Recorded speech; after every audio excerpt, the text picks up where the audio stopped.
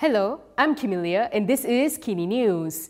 Anwar has rubbished claims that PN's Kuala Kangsar MP has been pressured into supporting the government. He challenged the claims by opposition leader Hamzah Zainudin and asked for the evidence. Prime Minister Anwar Ibrahim has told opposition chief Hamzah Zainudin to prove his accusation that the government pressured Kuala Kangsar MP Iskandar Dzulkarnain Abdul Khalid into supporting them. He said it was a very serious accusation and if Hamzah has any proof, he should lodge a report so investigation can be carried out by authorities.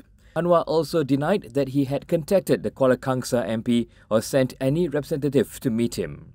He added that he certainly didn't know who had purportedly threatened him. However, Anwar said he welcomed Iskandar's decision to support his leadership.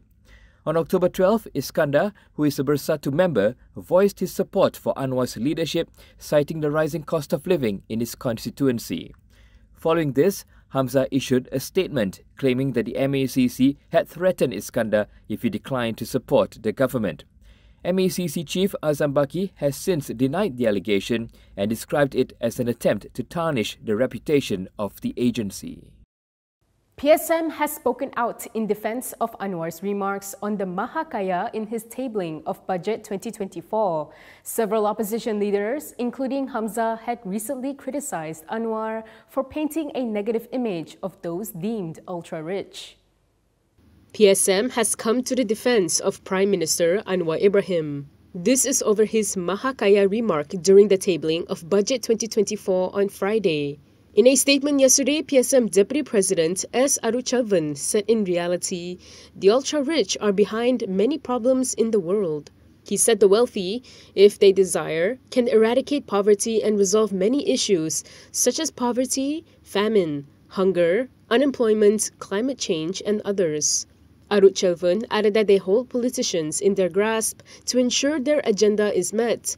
He said the income disparity between the rich and poor is too high and obscene and pointed out that Malaysia has one of the highest income disparities in Asia. According to him, Anwar was in fact very kind to the ultra-rich. He said this is as the recently introduced capital gains tax would only apply to unlisted companies. Aruchalvan also pointed out that equitable distribution of wealth can only be worked out if the Mahakaya can cooperate with the government. He cited Anwar's call to get Bernas owner Syed Mokhtar Al-Bukhari to channel 60 million ringgit of his profits to rice farmers as an example. He said PNMPs talk as if the trickle-down works and claimed that they prefer to lay their hands on hard-earned employees' provident fund money rather than going after the Mahakaya. Previously, PN leaders had slammed Anwar for targeting the ultra-rich in his speech. Anwar defended his remark, saying that he was neither against the ultra-rich group nor trying to oppress them. He stressed the government only intended to slash subsidies for the wealthiest 10% in Malaysia, as they do not need such sedekah to survive. Anwar's comment on the LGBTQ plus community in a recent interview with CNN was brought up in the Dewan Rakyat today. Religious Affairs Minister Muhammad Naim Mokhtar came out to defend Anwar's statement that the community should not be harassed, despite the country's strict ban on LGBTQ plus content. The Islamic Development Department, JAKIM, is consistent in its stance towards the LGBTQ plus community, said Religious Affairs Minister Muhammad Naim Mokhtar. Naim said this in defense of Prime Minister Anwar Ibrahim's statement that the community should not be harassed despite the country's strict ban on LGBTQ plus content. Pendirian JAKIM agak konsisten berkaitan dengan isu LGBT ni dan kerajaan juga mempunyai pendirian yang jelas berkaitan dengan isu LGBT ni yang tidak boleh diterima khususnya dalam masyarakat Islam ini.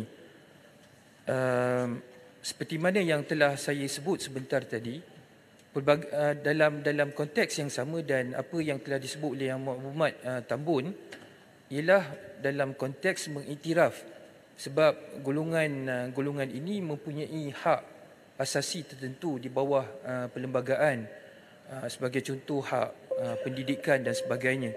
The minister was responding to a supplementary question from PN's Pokok Sena MP, Ahmad Saad Yahaya, who asked for Jakim's stance with regards to Anwar's statement. In an interview with journalist Christian Amanpour last month, Anwar said that he did not approve of any harassment towards the LGBTQ+ community.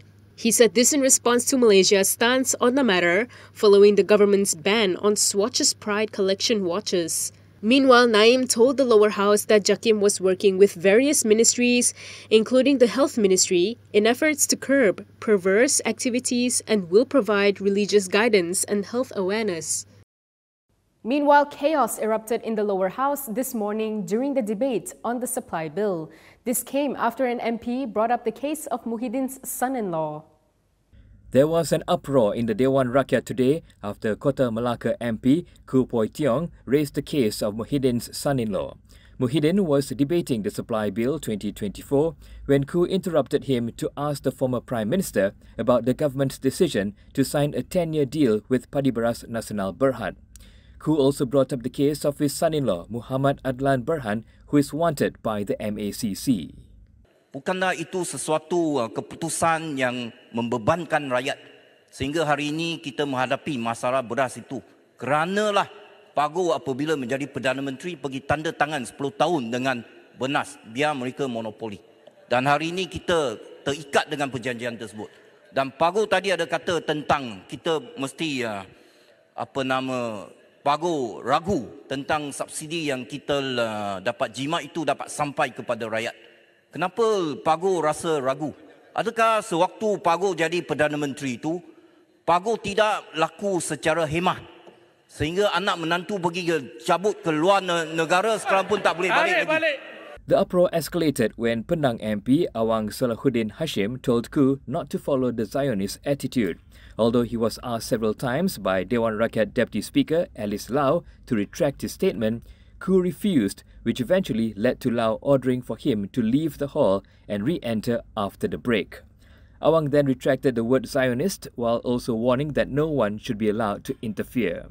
The session restarted with Muhyiddin being allowed to make his closing speech. Still on Muhyiddin, the former premier has clarified that he was not involved in the approval of the license for troubled budget carrier MYAirline. Perikatan Nasional chairperson Muhyiddin Yassin has denied any links with financially troubled budget airline MYAirline. According to Muhyiddin, he had to come out with a denial as there were certain quarters who tried to link him with the airline. These include those who cited the involvement of the legal firm Rosli Dahlan Saravana Partnership, or RDS, in defending the shareholders of the airline in a money laundering case involving a different company last year. Rosli Dahlan, who is a partner of RDS, is also the lead counsel for Bersatu and Muhyiddin. In a statement on Facebook today, he said RDS, as a law firm, has the right to represent anyone in need of its legal services. He added that the company obtained its air service license on December 22, 2021, when he was no longer the Prime Minister. Muhyiddin also stressed that he has no ties whatsoever with the airline or any of its shareholders. Yesterday evening, the police arrested the co-founder of MYAirline along with his wife and son to facilitate investigations under the Anti-Money Laundering, Anti-Terrorism Financing and Proceeds of Unlawful Activities Act 2001. The National Registration Department has responded to a report regarding 4 stateless siblings who were denied citizenship. NRD wants a meeting with them so they can give the necessary advice regarding obtaining citizenship. The National Registration Department has urged 4 stateless siblings to meet the department so they can get the facts and status of the case to study and give the necessary advice regarding obtaining citizenship.